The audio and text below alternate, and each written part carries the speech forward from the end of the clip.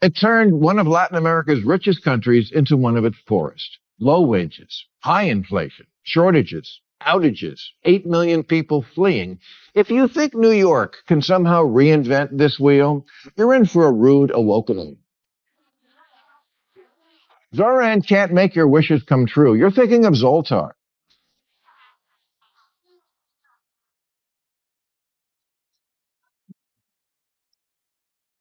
Democratic socialism is like a dating profile. Things look great until you meet up in the real world. For example, Bernie Sanders, his big thing was always bringing single-payer health care to our country of 340 million. But when liberal tie-dyed Vermont tried to do it for a population of 626,000, it collapsed like that poor f*** in the Oval Office last week. Bill Maher is stirring the pot again, and this time, Democratic Socialists are definitely feeling the pressure. In a segment that blended sharp humor with brutal honesty, he tore apart the habit of idolizing socialist policies as if they were flawless solutions. He pointed out, in his usual blunt style, why capitalism still outperforms every perfect world alternative people dream up. And right at the center of his breakdown was Zohran Mamdani, and trust me, Maher did not hold back. Things got spicy fast. Democrats must recognize that Zohran Mamdani is the future of the party. Unfortunately, it's the Republican Party. Get it? And if you missed his victory speech in last week's mayoral election in New York, don't worry. You'll see it in every attack ad for the next 2 years. Now, Mamdani seems like a nice guy, and I congratulate him on an extraordinary political achievement. But before the whole left side of the country catches socialism fever, let's listen to the other big winner in last Tuesday's election, Virginia Governor-elect Abigail Spanberger, who, before the 24 election, said things like, if the party didn't shift to the center, we will get torn apart. And we need to never use the word socialist or socialism ever again. Well, she was right, but they didn't listen. Typical, am I right, ladies? New Yorkers ignored Abigail Spanberger's warnings and elected a socialist anyway. Classic Democratic behavior at this point. The speeches. Great. The press events. Perfect. Actually paying attention to voter concerns. Somehow, it's always the missing ingredient. It happens every election. The party drifts further left, pretends everything is fine, then acts shocked when reality hits them in the face. Meanwhile, most Americans have repeatedly said they don't want socialism, the uncertainty that comes with it, or the economic chaos it often triggers. Yet the DNC continues to inch toward the very ideology voters are rejecting. It's like they can't resist stepping on the same political landmine. At least the party has a clear choice here, very clear. One wing saying don't ever use the word socialist again, and one is saying, I am a democratic socialist. Clear, huh? So how do we decide who's right? Well, it turns out we don't really have to flip a coin. We have the evidence. In 2024, 13 Democrats won. In districts, Trump also won. All moderates.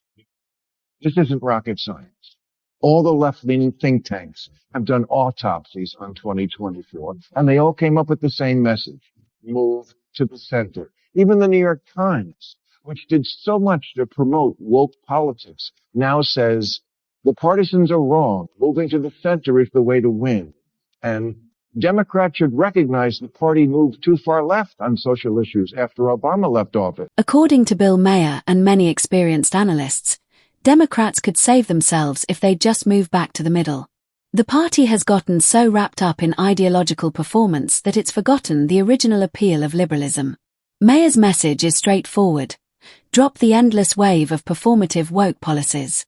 Regular people aren't begging for cultural crusades. They want practical solutions and basic common sense. If Democrats can ditch the noise and return to their traditional values, individual freedom, fairness, and opportunity, they might actually rebuild the trust they've been losing for years. Problem is, Gen Z thinks socialism's wired and capitalism's tired and billionaires are what's for dinner. And who can blame them? If you're 30 and still sharing a bathroom with roommates, capitalism isn't working for you. People will reject any economic system where there's strange hair on the soap.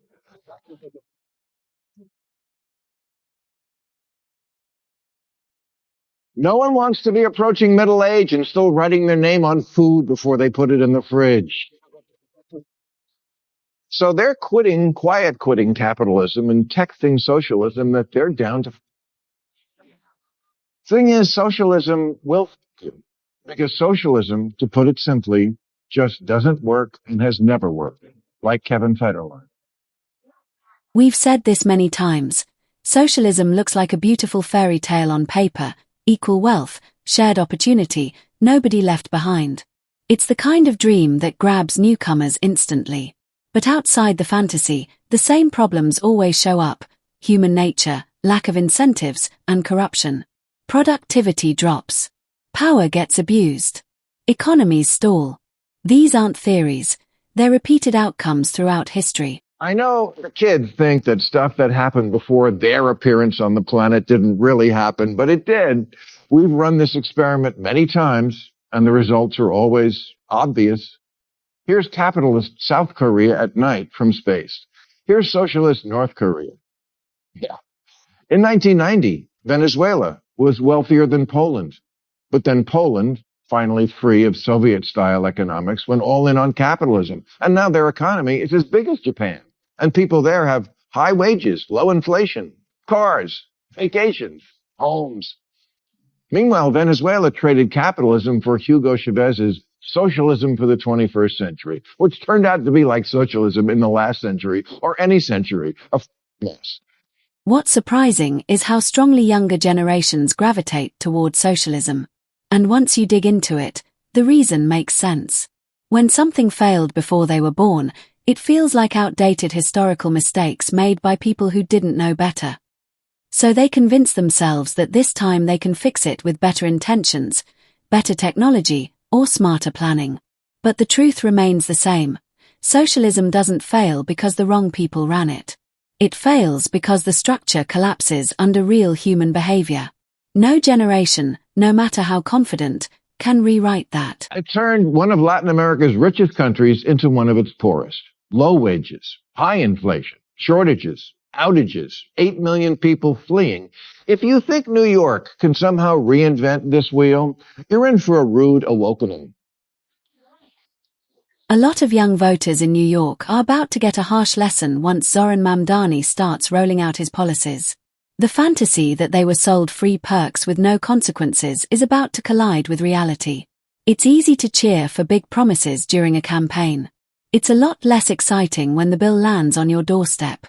Mamdani is already talking about raising taxes to make New York financially independent from federal help. People are fleeing the state because costs are already unbearable. Add a heavy layer of socialism on top of that, and the exodus will only speed up. Eventually, those cheering the loudest will realize that socialism isn't magic, it's a bill, and it always arrives. Zohran can't make your wishes come true. You're thinking of Zoltar.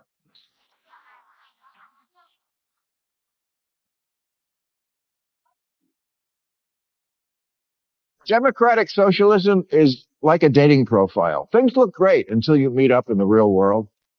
For example, Bernie Sanders, his big thing was always bringing single-payer health care to our country of 340 million. But when liberal tie-dyed Vermont tried to do it for a population of 626,000, it collapsed like that poor in the Oval Office last week. It's both surprising and concerning how far the Democratic Party has drifted since the Obama years. More and more, they push ideas that sound inspiring but fall apart when applied to real life. Take Kamala Harris, championing policies that let biological men compete in women's sports despite clear issues of fairness. Or Bernie Sanders, whose single-payer healthcare model collapses the moment you calculate the cost and bureaucracy. And now Zohran Mamdani is promoting free groceries and free bus rides as if handouts magically solve structural problems. These are feel-good ideas, not sustainable strategies. Bernie, AOC, Mamdani are not Democrats. They'll be the first to tell you that. They're Democratic Socialists, and that's a very different thing, and I don't think people know that yet. I don't think people realize we already have a lot of socialism. Social Security, Medicare, Medicaid, unemployment insurance, food stamps, veterans benefits, Pell Grants, COVID-era payments, farm subsidies, disability payments, Fannie Mae, Freddie Mac, corporate bailouts, and the jobs program that is building weapons the Pentagon doesn't even want. All that is socialism, much of it appropriate to soften the edges of capitalism, but the DSA are radicals about this concept, and radical economic policy is always ineluctably married to radical social policy. I was talking with an old friend recently, and the whole debate reminded us of something we've watched for years. Many of these inspiring policies aren't theoretical anymore, they're already embedded in the system. Programs that reward dependence, constant government involvement, and non-stop redistribution have been building slowly. But now the consequences are becoming obvious. If Democrats don't distance themselves from their socialist wing and shift back to centrist, functional policies, the backlash will only grow. And the fallout might be too big to walk back. Their platform, for example, calls for completely open borders. They're for what Biden was doing, but more. You think you're going to win an election on that? This just seems like more extremism at a time when Americans are begging both parties, please, could just one of you act normal?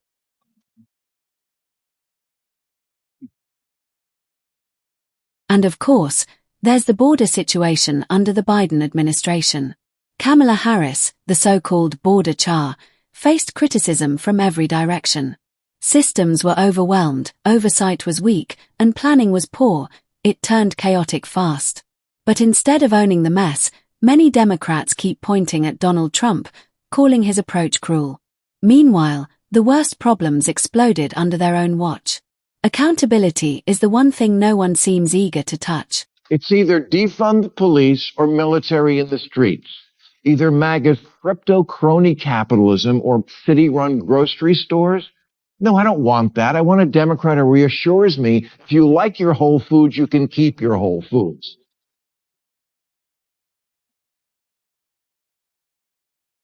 Governor-elect Svanberger once said about Biden's presidency that, quote, nobody elected him to be FDR. They elected him to be normal. Normal. You know, at this year's DSA convention, or as it's commonly known, Comic-Con, get this, you had to submit a photo of a negative COVID test to get in.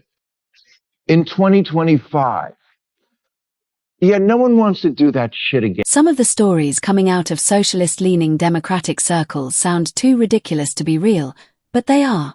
Bill Maher pointed out one perfect example. A conference where attendees had to show a photo of a negative COVID test to get inside. Not a test result, an actual picture on your phone.